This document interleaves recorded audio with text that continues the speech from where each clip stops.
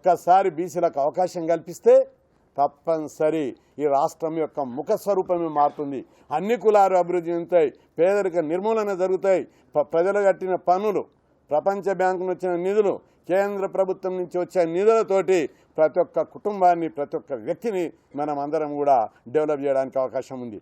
లక్షలాది మంది నిరుద్యోగులు ఉద్యోగాలు లేక వాళ్ళందరూ కూడా డెవలప్ అవుతున్నారు. అదే ఒక పేదవాడు ముఖ్యమంత్రి అయితే చదువుకున్న ప్రతి ఒక్కరికి ఉద్యోగం వస్తుంది, ఐటీ కంపెనీలు వస్తాయి, పరిశ్రమలు వస్తాయి, వాళ్ళందరినీ అభివృద్ధి చేయడానికి అవకాశం ఉంటుంది. బీసీలకు ముఖ్యమంత్రి పదవి ఇస్తే ఓడిపోతారనడము చాలా సిగ్గుచేటైన విషయం. మేధావులు కూడా ఈ విషయంలో రాజకీయ కోణంలతో కాకుండా సామాజిక కోణంలో చూడాలి. మీరందరూ యుద్ధాలు చేసి రాజ్యం గెలుచుకున్నారా, తుపాకులు పట్టి రాజ్యం గెలుచుకున్నారా? మేము బీసీలు ఓట్లేస్తేనే రాజ్యాధికారం వస్తుందనే విషయాన్ని గుర్తుపెట్టుకోవాలి. ఓట్లు ఎవరి చేతులు ఉన్నాయి? మా బీసీ కులాల దగ్గర ఉన్నాయి. బీసీకి ముఖ్యమంత్రి ఇస్తారంటే దొరలకు వాళ్ళు ఓట్లు వేయరు, వాళ్ళ ఆత్మను వాళ్ళు చంపుకోరు, వాళ్ళ అభివృద్ధిని వాళ్ళు అడ్డుకోరు. తప్పనిసరి ఇన్ని రోజులు దొరలకేస్తే ఏమొచ్చింది?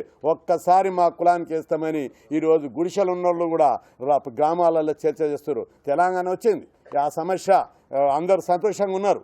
కానీ రావాల్సింది ఏంటిది? తెలంగాణలో బీసీ, ఎస్సీ, ఎస్టీ, మైనార్టీ అగ్రకులాలలోని పేదవాళ్ళు అభివృద్ధి చెందడానికి కావాలి. ఇంతెందుకు బీసీలకు రాజ్యాంగబద్ధమైన హక్కులు ఇవ్వలేదు.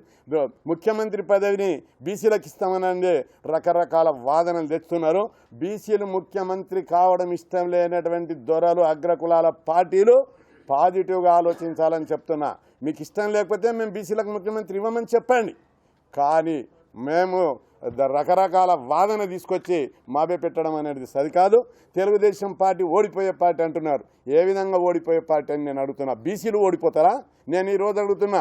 ఇప్పుడు మొన్న టీఆర్ఎస్ పార్టీ నుంచి కేశవరావు గారికి రాజ్యసభ ఇచ్చారు. రాజ్యసభకి ఎన్ని కావాలి?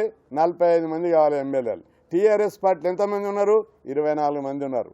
మరి 24 మందితోటి ఓడిపోతామని టీఆర్ఎస్ పార్టీ మరి కేశవరావుకి ఇచ్చిందా? గెలుస్తారనే ఇచ్చింది. స్ట్రెంత్ లేకుంటే కూడా గెలుస్తారని ఇచ్చింది. కానీ అన్ని పార్టీలను ఉన్నటువంటి బీసీలందరూ వాడు కేశవరావు బీసీ కాబట్టి గెలిపించాలని గెలిపించారు.